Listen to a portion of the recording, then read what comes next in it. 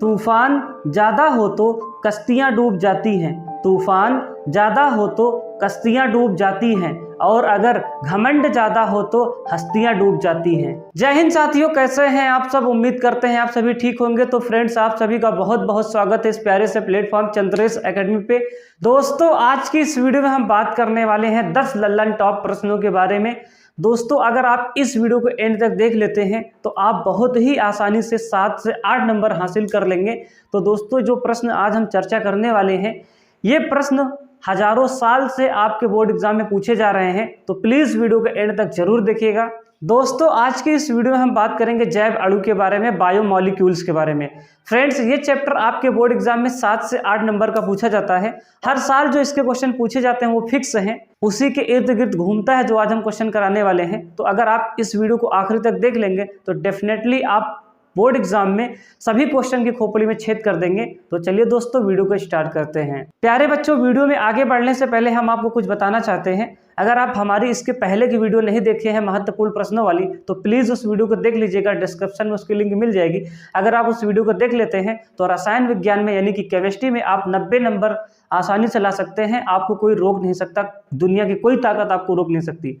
तो प्लीज दोस्तों, उस वीडियो को जरूर देख लीजिएगा। चलिए आज की वीडियो को स्टार्ट करते हैं। साथियों, सबसे पहले हम बात करेंगे इस चैप्टर के सभी महत्वपूर्ण बहुविकल्पीय प्रश्नों के बारे में। तो आइए एक बार हम लोग नजर डाल लेते हैं इनके बहुविकल्पीय प्रश्नों के बारे में। उसके बाद हम लोग देखेंगे लघु उत्तरीय प्रश्न, दीर्घ उत्तरीय प्रश्न, सभी प्रश्नों को हम देखेंगे क्रम वाइज। तो सबसे पहले बहुविकल्पीय प्रश्नों की खोपड़ी में छेद करते हैं। तो प्यारे बच्चे, सबसे पहला प्रश्न है, दूध में शर्करा होती है। ऑप्शन ए है सुक्रोज, ऑप्शन बी है माल्टोज, ऑप्शन सी है ग्लूकोज, ऑप्शन डी है लैक्टोज।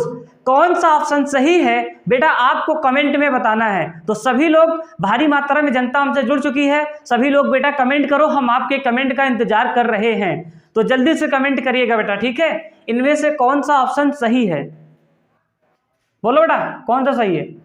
तो ज्यादातर जो जनता कमेंट कर रही है बेटा वो है लैक्टोज, ठीक है भैया, ऑप्शन डी। ऑप्शन डी को कंप्यूटर महोदय लॉक किया जाए। क्या बोलती जनता? सही है सर। तो ऑप्शन डी सही है बेटा।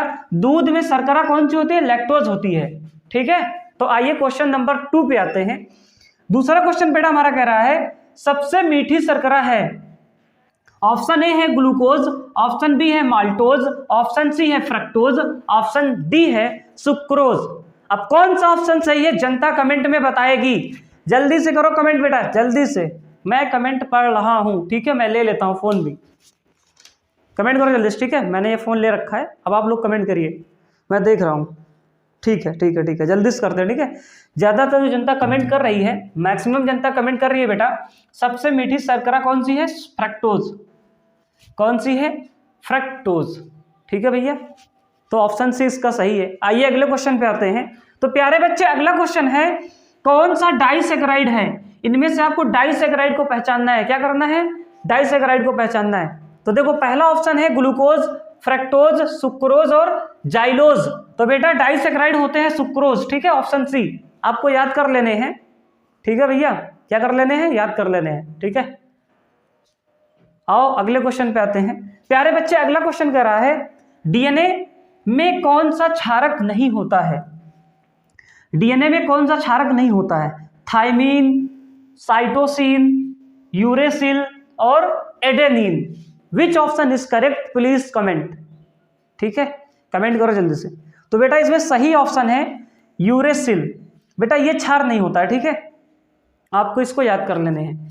ये हो गए हमारे सभी इस चैप्टर के बहुविकल्पीय प्रश्न, जो कि बहुत ही इंपॉर्टेंट है। अगर पूछना होगा तो यही सब प्रश्न पूछे जाएंगे आपके बोर्ड एग्जाम में। जल्दी से आप लोग इसको नोट कर लीजिए। फिर हम लोग इसके लघु उत्तरीय प्रश्नों पे आते हैं, जो कि बहुत ही इंपॉर्टेंट है बेटा।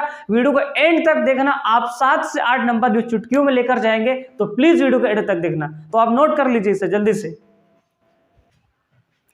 प्यारे बच्चों, अगला प्रश्न आपके स्क्रीन पे है, जो कि बहुत ही महत्वपूर्ण है बेटा। ये बिल्कुल लल्लन टॉप प्रश्न है, लिख लो, छपेगा, लिखो अभी के अभी, छपेगा, ठीक है बेटा। Very very very very important, बहुत ही महत्वपूर्ण प्रश्न है। तो आप इसको प्लीज याद करके जाइएगा। 2 से 3 नंबर में आपके बोर्ड एग्जाम में पूछा जाएगा। प्रश्न क्या कह रहा है, कैसे सिद्ध करोगे कि ग्लूकोज में 5 OH समूह हैं।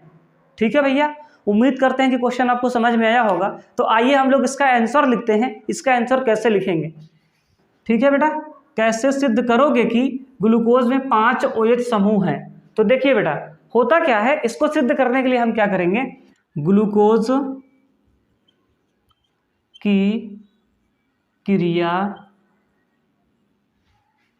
PCl5 के 5 अणुओं से कराने पर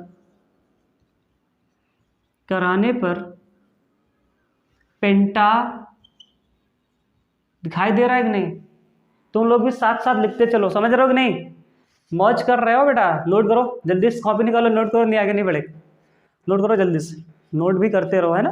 देखो बेटा क्या होगा, ग्लूकोज की क्रिया, अच्छा कुछ बच्चे तो खाना बना रहे होंगे, बच्चियां, है ना, इस टाइम कुछ बच्चे कुछ और कर रहे होंगे, तो चलो नोट कर लेना, बाद में स्क्रीनशॉट ले लेना, ठीक है। ग्लूकोज की क्रिया PCl5 के 5 अणुओं से कराने पर पेंटा क्लोरो ग्लूकोज का निर्माण होता है, जिससे, आगे फिर लिखना बेटा, जिससे, इतना तो लिखना पड़ेगा ना बेटा, जिससे यह सिद्ध कैसे लिखा जाता है ऐसा, ठीक है, सिद्ध होता है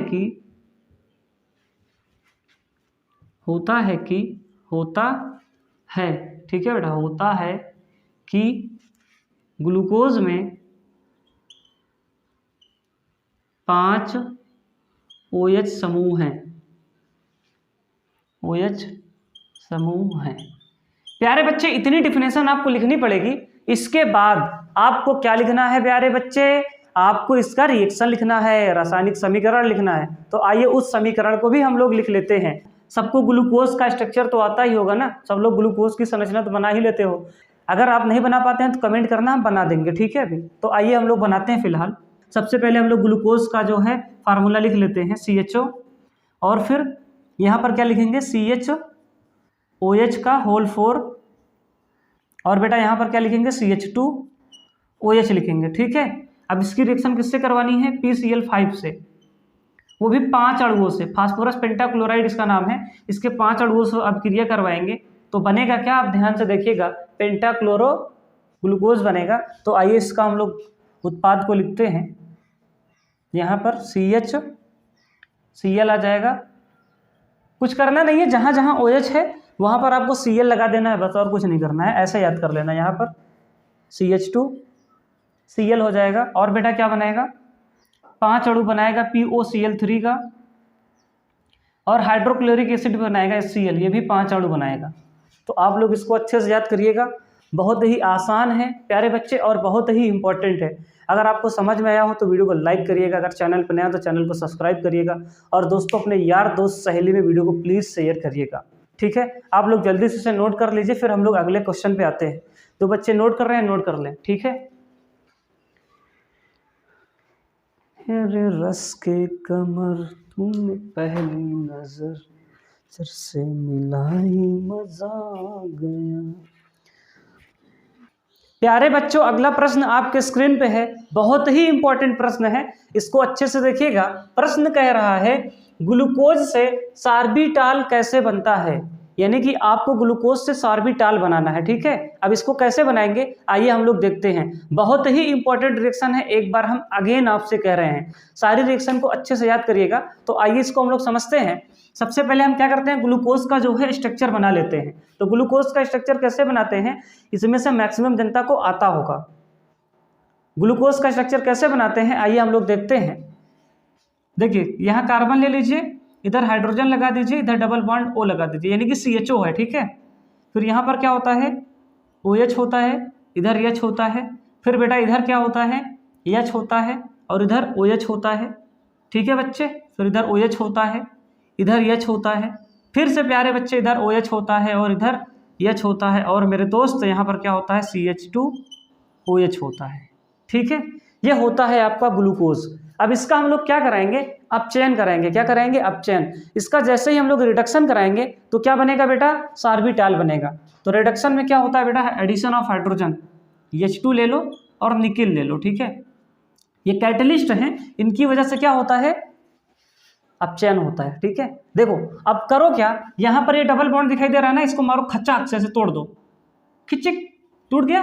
अब क्या करो, इसको हाइड्रोजन दे दो, ठीक है। ये ऑक्सीजन निकल जाएगा तो यहाँ पर क्या आ जाएगा? हाइड्रोजन। 2 बार हाइड्रोजन दे दो, ठीक है, 2 हाइड्रोजन। तो ये बनाएगा क्या पता है? CH2OH बना लेगा। मतलब एक हाइड्रोजन इसको दे दो, एक इसको दे दो OH को, तो क्या बन जाएगा? CH2OH। अभी जब इधर हम लिखेंगे तब आपको ज़्यादा समझ में आएगा, ठीक है। समझ रहे हो कि नहीं हमारी बात को? मैंने क्या कहा? मैंने कहा कि बेटा ग्लूकोज ले लो। क्या ले लो? ग्लूकोज। दिखाई दे रहा है कि नहीं? This is glucose. अब इसका क्या करा दो? अपचयन। अपचयन कराने के लिए क्या होता है? हाइड्रोजन ऐड करते हैं, और ये निकिल क्या है? कैटलिस्ट है, पाउडर है, ठीक है बेटा। यहाँ से ये जो CHO वाला कार्बन और ऑक्सीजन के बीच में बॉन्ड था, इसको तोड़ेंगे तो एक हाइड्रोजन इसको दे देंगे कार्बन को, और एक ऑक्सीजन को दे देंगे। तो ये क्या बन जाएगा? एक हाइड्रोजन पहले से था तो CH2 बन जाएगा और ये OH बन जाएगा, ठीक है। यही होगा इस पूरे रिएक्शन में। तो देखिए क्या हो रहा है, ध्यान दीजिएगा।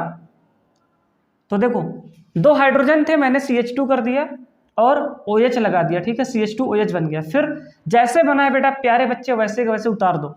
इधर OH लगाया, OH लिख दो, इधर H लिख दो, फिर इधर H लिख दो, इधर OH लिख दो। जैसे बना है पूरा सेम एज इट इज क्या कर दो? उतार दो, ठीक है भैया। देखिए कुछ इस प्रकार से यहाँ CH2OH लगा देंगे बेटा। यही है आपका सार्बिटॉल, ठीक है। क्या नाम है इसका? सार्बिटॉल। ये लिखा है, ये इसको मैंने बना दिया। कैसे बनाया? ग्लूकोज का अपचयन करके। तो आप लोग इसको अच्छे से नोट कर लीजिएगा, बहुत ही इंपॉर्टेंट क्वेश्चन है और बहुत ही आसान है। उम्मीद करते हैं कि प्यारे बच्चे आपको समझ में आ रही होगी रिएक्शन। तो प्लीज कमेंट में छाप दीजिए कि आपको समझ में आ गई है, ठीक है। इसी जोश के साथ आप लोग छाप दीजिए, ठीक है। क्योंकि प्यारे बच्चे आज हमारा साल का आखिरी दिन है और आज हमारी ये आखिरी वीडियो है इस साल की, ठीक है भैया। नहीं तो कहो सर आज के बाद वीडियो नहीं बनाएंगे, क्या? वीडियो तो बनेगी, लेकिन आज ये आखिरी वीडियो है, ठीक है। तो आप लोग भी प्यार दिखाते रहिए, वीडियो को लाइक करते रहिए, चैनल को सब्सक्राइब कर दीजिए, वीडियो को शेयर कर दीजिए, ठीक है। तो जल्दी से प्यारे बच्चे इसे नोट कर लीजिए, फिर हम लोग अगले प्रश्न पे आते हैं, ठीक है भैया। जल्दी से नोट करो, जल्दी से। कभी कभी मेरे दिल में ख्याल आए कि जैसे तुझको ज़मीं पे। ओह माय गॉड, क्या प्यारे बच्चों, अगला प्रश्न आपके स्क्रीन पे है। प्यारे बच्चों बहुत ही इंपॉर्टेंट प्रश्न है, ध्यान से इसको देखिएगा। कई बार आपके बोर्ड एग्जाम में पूछा जा चुका है और पूछा जाएगा भी। ये प्रश्न सीखने लायक है। बेसिकली टीचर इसको जो है आपको रटवा देते हैं, लेकिन आपको सिखाते नहीं है। तो हम एक छोटी सी कोशिश करेंगे आपको इसको समझाने की और सिखाने की। क्वेश्चन कह रहा है ग्लूकोज की चक्रीय संरचना बनाइए, यानी कि ग्लूकोज की साइक्लिक स्ट्रक्चर पूछा है। चक्रीय संरचना कैसे बनाते हैं प्यारे बच्चे? अब ध्यान से देखिएगा।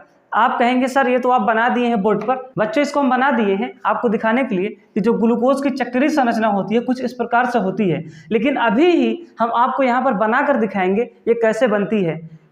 आपको अगर याद करना है तो इस तरह से आप याद कर लीजिए, लेकिन आपको अगर सीखना है जिंदगी भर के लिए कैसे बनाना है तो आइए हम आपको सिखाते हैं। तो ध्यान से देखिएगा कैसे बनाना है। थोड़ा सा समय लगेगा, आप वीडियो को स्किप मत करिएगा, आप प्लीज वीडियो को एंड तक देखिएगा। आपका जिंदगी भर के लिए समस्या खत्म हो जाएगी इसकी संरचना के प्रति। तो आइए हम लोग बनाते हैं। सबसे पहले करना क्या है प्यारे बच्चे?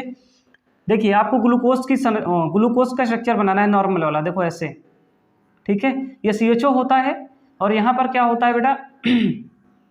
OH होता है और H होता है, ठीक है। और यहाँ पर H होता है, ये OH होता है।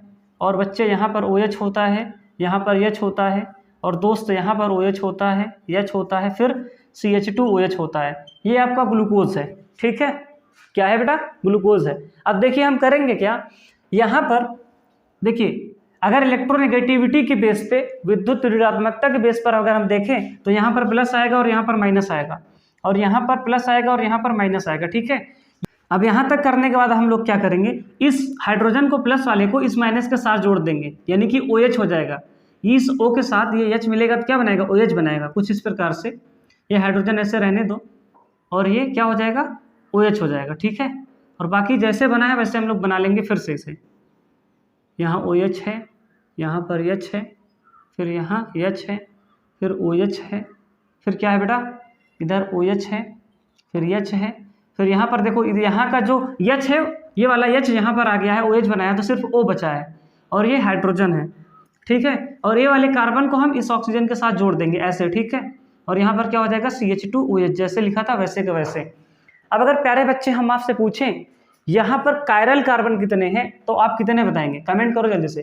कायरल कार्बन क्या होते हैं सर, ऐसे कार्बन जिसके साथ चारों अलग अलग समूह लगे हों, ठीक है, उसे हम क्या कहते हैं, कायरल कार्बन कहते हैं। अब ध्यान से देखना, यहाँ पर कायरल कार्बन 1 2 3 4 थे, ठीक है। लेकिन यहाँ पर अगर हम कायरल कार्बन की बात करेंगे तो 1 2 3 4 5 कायरल कार्बन 5 हैं। ये चीज़ नीट और जेईई में पूछा जा चुका है, ठीक है, कई बार कि कायरल कार्बन बताइए यहाँ पे। तो बेटा यहाँ पर कितने हैं, 1 2 3 4 5 कायरल कार्बन है। अब देखिए यहाँ तक इसको बना लिए। अब देखिए इस तरह की संरचना इसको कैसे बनाते हैं, अब आपके सामने बहुत आसान हो जाएगा। इन 5 कायरल कार्बन को हम एक 5 कार्बन की चेन बनाएंगे, ठीक है, कुछ इस प्रकार से। और देखो इस वाले कार्बन और इस वाले कार्बन के बीच में देखिए ऑक्सीजन जुड़ा है, ठीक है, जैसे इसमें देखो यहाँ पर ऑक्सीजन बीच में जुड़ा है ना, कुछ ऐसा ही बनाना है मुझे। हम लोग अपने से बना के ट्राई करेंगे, उधर मत देखो, डिलीट कर दो उसको, ठीक है। तो देखो ये वाला कार्बन 1 है, 2 है, 3 है, 4 है, 5 है, ठीक है। पहले और 5वें कार्बन के बीच में देखिए क्या है, ऑक्सीजन है, ठीक है। तो ये ऑक्सीजन समझो इससे बॉन्डेड है, ठीक है, ये ऐसे जुड़ा हुआ है। तो देखिए कैसे बनाएंगे, ऑक्सीजन बना लिए, फिर ऐसे, फिर ऐसे, ठीक है, फिर ऐसे, फिर ऐसे, फिर इसको ऐसे कर देना है। अब अगर आप ध्यान से देखें तो पहला कार्बन ये था ना, पहला दूसरा तीसरा चौथा पांचवा, पहले और 5वें के बीच में क्या जुड़ा है, ऑक्सीजन जुड़ा है। तो पहला दूसरा तीसरा चौथा और 5वां, पहले और 5वें के बीच में देख लीजिए ऑक्सीजन जुड़ा है, ठीक है। अब देखो इसके आगे क्या करना है, इसको हम लोग मिटा देते हैं, ठीक है। जो पहला दूसरा नंबरिंग लिखे थे आपको समझाने के लिए, इसको हम लोग क्या करते हैं, मिटा देते हैं। अब ध्यान से देखिएगा, अब आप क्या करिए, ऐसे खड़े हो जाइए हमारी तरह, ऐसे खड़े होकर देखिए ये मेरा लेफ्ट है, ये मेरा राइट है, ठीक है। लेफ्ट वाला जो लिखा है, लेफ्ट वाले को हम क्या करेंगे, ऊपर लिखेंगे, ठीक है। लेफ्ट वाले को क्या लिखेंगे, ऊपर लिखेंगे। कहाँ पर लिखेंगे, देखो बेटा यहाँ पर पहले कार्बन पे एक ऐसे बॉन्ड खींच दो, ठीक है, एक लाइन खींच दो। दूसरे कार्बन पे भी ऐसे एक लाइन खींच दो, तीसरे पर भी एक ऐसे लाइन खींच दो, चौथे पर भी एक लाइन ऐसे खींच दो, 5वें पर भी एक लाइन ऐसे खींच दो। खींच दिए बेटा, सर बिल्कुल खींच दिए। खींचने के बाद क्या करो, अब देखो ऐसे लेफ्ट राइट कर लो, जो ऐसे देखो ऐसे हाथ करो, ये वाला लेफ्ट पे आ रहा है, ठीक है, ये हाइड्रोजन लेफ्ट पे आ रहा है, तो लेफ्ट वाला ऊपर लिखना है। तो देखो H को ऊपर लिख देंगे और राइट वाला नीचे आ रहा है तो OH को नीचे लिख देंगे। फिर देखो यहाँ पर H ऊपर आ रहा है, ठीक है, लेफ्ट पे, और OH नीचे आ रहा है। तो अब ध्यान से देखिएगा, इसको हम लोग कर लेते हैं। तो यहाँ H लिखेंगे, फिर यहाँ क्या लिखेंगे, OH लिखेंगे। फिर देखिए अब की क्या हो रहा है, OH लेफ्ट पे आ रहा है, यानी कि OH ऊपर आएगा, हाइड्रोजन नीचे आएगा। हम लोग यहाँ तक कर लिए, फिर इसमें H ऊपर आएगा और OH नीचे आएगा। अब देखिए इस वाले में ये, अब इसमें यहाँ पर तो ऑक्सीजन अकेला लिखा नहीं जाएगा, इसको मान लीजिए ऊपर लिख दिए, फिर इसको नीचे थोड़े लिखेंगे O अकेला। तो हम क्या करेंगे, अब इन दोनों में कंपैरिजन करेंगे। अब इन दोनों में ऊपर कौन लिखा जाएगा, जिसका अणुभार, इन दोनों में जिसका अणुभार ज़्यादा होगा वो ऊपर लिखा जाएगा और जिसका अणुभार कम होगा वो नीचे लिखा जाएगा। तो ज़्यादा अणुभार इसका होगा, तो इसलिए इसको हम लोग ऊपर लिखेंगे CH2OH, और H को नीचे लिखेंगे। ये है आपका ग्लूकोज की चक्रीय संरचना, जिसका नाम क्या होता है, अल्फा D प्लस ग्लूकोपाइरानोज, ठीक है, ये इसका नाम है बेटा, आप इसको नोट कर लीजिएगा। ये आपके सामने बना था, इस तरह बना रहता है बुक में, हम लोगों को समझ में नहीं आता, हम लोग याद कर लेते हैं, लेकिन मैंने एक छोटी सी कोशिश की आपको समझाने की कि बच्चे इस तरह से हम कैसे बनाते हैं। इस तरह से अगर आप बनाएंगे तो आपको बनाने में मज़ा भी आएगा और याद भी हो जाएगा, समझ में भी आएगा, ठीक है।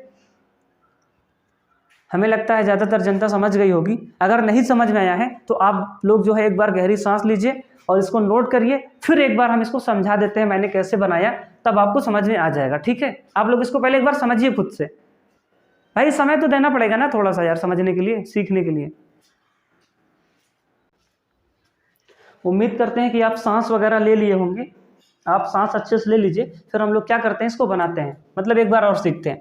देखना बच्चे, मैंने क्या किया, ग्लूकोज ले लिया, ठीक है, ये ग्लूकोज है आपका, क्या है, ग्लूकोज है, ठीक। अब ग्लूकोज में देखो यहाँ पर अगर हम देखें कार्बन में प्लस चार्ज आएगा और ऑक्सीजन पे माइनस आएगा, ये इनके विद्युत ऋणात्मकता के आधार पे मैंने कर दिया, ठीक है। और फिर इस वाले को छेड़ो। अब ये कैसे कर रहे हैं, अब इसको मत पूछना क्यों कर रहे हैं, यहाँ पर स्ट्रक्चर सीखना है तो ये करना होगा, ठीक है। बाबू भैया का स्टाइल है, इसको सीखना पड़ेगा ना, नहीं तो फिर याद कर लो ऐसे। तो यहाँ पर प्लस हो गया, यहाँ पर माइनस हो गया, यहाँ पर माइनस और यहाँ पर प्लस, ठीक है। अब देखो इस H को इस O के साथ जोड़ दो तो OH हो जाएगा, OH हो गया और H वैसे पड़ा है, पड़ा रहने दो, और ये ऑक्सीजन अकेला बच जाएगा। तो इस प्लस वाले को इस माइनस के साथ जोड़ देंगे, एक बॉन्ड लगाकर, देखो जोड़ दिए, बॉन्ड ही है, क्या है बोलो, बॉन्ड है, ठीक है बेटा, सही है सर।